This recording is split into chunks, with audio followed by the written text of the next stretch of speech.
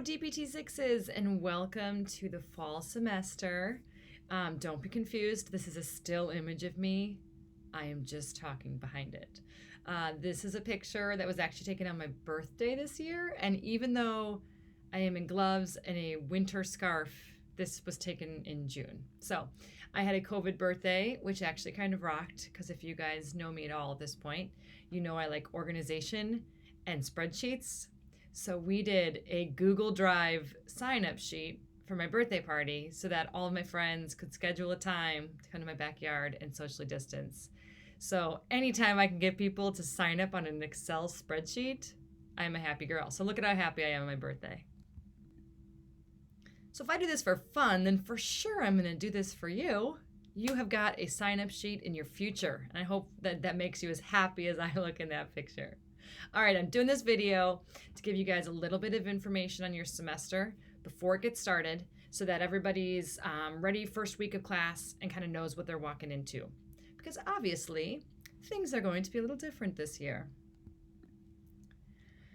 Okay, this is your syllabus, and it is posted on D2L, and D2L is now live, so you can go to the site and see additional documents related to the class.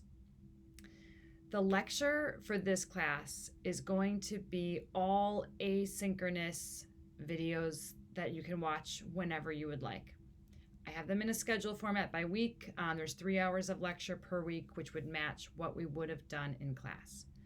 The reason I went to a fully asynchronized lecture is, one, the way that I teach, as you guys know, I use a lot of whiteboard drawings, and I was very concerned about the video quality. Like if I had half the students seeing it in person and half of you are streaming it live, the way I bounce between PowerPoint and whiteboard, I just was very concerned that the visual quality would be so poor that those who were at home would really be getting a worse experience than those who got to be in class. And so I was uncomfortable with that.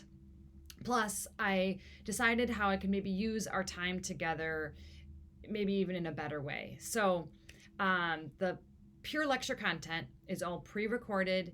It is YouTube videos, so you just click the link, it takes you out to YouTube, and you can watch it that way. I will be using our Tuesday lecture time, which is at 3 o'clock in 356, to supplement the lab, because I wanted us to be able to have small groups so that we could do lab. But in order to accomplish that, I had to shrink lab down to an hour per small group. So I took out a practical so that you had more time in the lab. And then I added in what I'm going to call our lab discussion section on Tuesdays. So every other week, you will have a Tuesday kind of quote unquote lecture in 356, which will really be a lab discussion piece. It will be content that we used to do in lab that was very much more kind of lecture-based stuff, or things that was much more conversational rather than skill-based. And I bumped it into a discussion section, and we'll talk about it there in person. And in that way, when you come to lab on Wednesday, you will have all the skills stuff, the hands-on, the doing, in small groups where we can make it work with the room space that we have.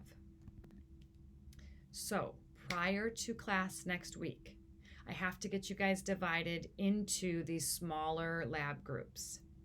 So within your scheduled lab time, if you are scheduled for the AM lab, you can sign up for either section 1A or 1B. And then if you're in the afternoon lab, please stay within your scheduled time. You may notice this is the Google Drive that you have a link to in the video that led you to this video. All you do is jump onto the Google Drive and enter your name into one of the 2 room sections within the group. So please note, our lab is going to be held in room 388 and room 397. So when you sign up for group 1A, sign up with the person that you would like to do all your lab work, like your lab buddy, the person that you're going to maybe consistently be breaking social distancing with in multiple classes, in the same room section. So you'd enter your name here. that would mean that you would start at 10 o'clock in the morning on Wednesdays and you would go to room 397. There's another group that will go to room 388, and you would obviously sign up kind of in the white block. You will all be considered group 1A because your schedule will stay together. I do not think there's any inherent advantage to one room or the other. The lab instructors are going to be bouncing back and forth between the rooms. So it matters much more that you sign up with your lab buddy than really care which room you get into. So this first column on the right, on the left-hand side of your screen, is all the people who are in the AM scheduled lab group, and the right column here, group 2A, starting at 12:45, would sign up over here on the right. So please add your name and take a note of what time your lab starts and ends beginning next week, and it will go throughout the semester. So near the end of the syllabus, I have the laboratory schedule where you can see, okay, you can see here, I just changed our view.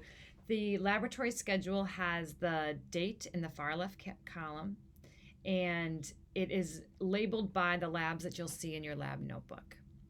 The general content is listed in each of the areas here below. And then the rooms are generally either 397 or 388, depending on which you signed up for in the Google Drive. The final column you can see is the discussion section. We will be in 356 at 3 p.m. So I'm going to have the same discussion 2 weeks in a row. The groups that will be for the discussion section are going to be the way you are divided up in Starsky's class just before mine. So I believe he has divided you through the alphabet, and that's the same group that I will use. So even though your discussion section might not match up with your lab group, that is fine. I would rather obviously have the same people in 356. You just stay in 356 for a 3 o'clock discussion. Over the course of 2 weeks, everybody will have gotten the lab discussion content during that time. We will have 3 simulations this semester that will take place over at Emory Clark in the Sim Lab. The first one is October 7th. So you'll notice the room is different here for the Sim Lab. And then I put the last 2 sims at the end. The big thinking here is this allows our practical, which is the final assessment of your laboratory skills, to be earlier in the semester and before Thanksgiving. This is to be as protective as possible given the potential COVID flu collection. This also gives us leeway if anyone misses this practical, that we'll have time to make it up. If you would get sick or be in quarantine, this gives us extra time afterward to make up that practical so that nobody is held up by anything with isolation and we get everyone assessed appropriately. So I punched that practical a little earlier and moved the sims to the end so that we have a little bit more flexibility if we have any kind of scheduling glitches with the practical. There's also a full course schedule in your syllabus where you can see by week the dates of that week and what we'll be covering in lecture here. The readings in the far right column are meant to give you a guide of supplemental information. If you need additional reading to understand the lectures, to get better depth on the content presented in the lectures, there are readings associated with the Hilligas textbook that goes with this class. I would never give you a test question on a reading that we don't talk about in class. These are resources for you to get further information, another way of an explanation if the lecture content didn't make it for you.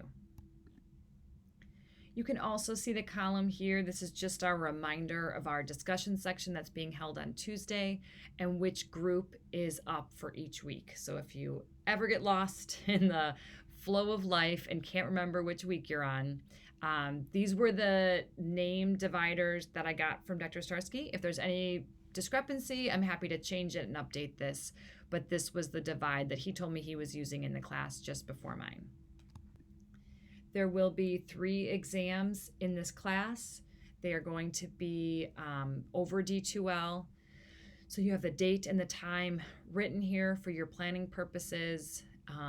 They will be run through the D2L process in order to have those examinations at home and remote. Okay, so next week, first half of the alphabet up tonight is going to come to 356 on Tuesday at 3 p.m. These discussion sections will not be streamed unless I have a student that is out in isolation or quarantine. I'm happy to stream them to those that miss it. But if you are in the second half of the alphabet, you are just off at that time on the first week of class. Know your lab group so you know which time to come to lab on Wednesday and also what room you're going to. So when you finish watching this video, click onto the Google Drive, sign your name up, and you'll be ready to go for next week. I have one more thing attached to this email, and that is an informed consent document. I'm adding this because I wanted you to just take a moment and think about the lab that you're about to walk into. I know you're DPT6s, so you guys have done a lot of labs, but the cardiopulmonary world does a ton of stuff on the anterior chest, and that can be a very sensitive area or cause some students to feel uncomfortable with some of our assessments. So I want you to be aware that we will be assessing the thoracic cage. So in most cases, when we're doing these assessments, for male students, we remove the shirt. For female students, we want the best access to the rib cage as possible. So that would mean a sports bra, a form-fitting tank top, or a swimming suit. I list in this document just what we do in labs. So you get an idea. We draw on each other with markers. We palpate different things. We measure with tape measures. We listen with stethoscopes. It is all respectful. It will be appropriate as how you would treat patients. But that being said, I want to create a space that if you're uncomfortable with this, you talk to me about it beforehand. In previous years, somewhere halfway through the semester, someone might have mentioned that they didn't like that part of it, or they were uncomfortable with it. And I had always wished that I'd known from the beginning, because I can make some accommodations to make everybody feel comfortable and create an environment where everyone can learn. So if you are someone that feels perfectly comfortable with the activities I've described, all you have to do is sign this document before the first day of class. You can physically sign it and throw it in my mailbox. You can digitally sign it and email it to me. I just need to get one from everybody. If you are not comfortable with the activities described, please reach out to me. Don't just sign this form to sign it. Reach out to me, talk to me about how you're feeling, and we can work out a plan to make you feel comfortable in the lab. By doing this, I feel more confident that you guys all know kind of what the expectation is, and I feel more comfortable that my students are comfortable learning in my lab. This document does not take away the need to always ask informed consent of an individual student. So when you're going to be touching someone, to listen with a stethoscope, to measure something, just like every other class, you still always ask permission beforehand. This document is not like a blanket permission structure. We still want to practice our good clinician skills of asking for permission before we ever engage physical contact with a patient. Okay, what would make me as happy as I was on my birthday party if everybody in class follows these action steps? Go to the Google Drive, sign up for your lab group, read the informed consent, sign it if you're comfortable, contact me if you are not. Go to the D2L page, look around. You're going to want to print out your lab handout. I also have what I consider to be an excellent note packet that I think you guys will really enjoy. I highly recommend printing out a paper version, because as you guys know, you're writing with your own penmanship is such a better way to learn than typing. But of course, the digital versions are available for all of you digital gods that know how to do all the amazing things with the computers. Do those things, You can even start watching lecture content if you want. Reach out to me with any questions, and I cannot wait to see you guys next week. I hope that you're pumped for the semester. It's going to be an adventure. Let's do it. Bye.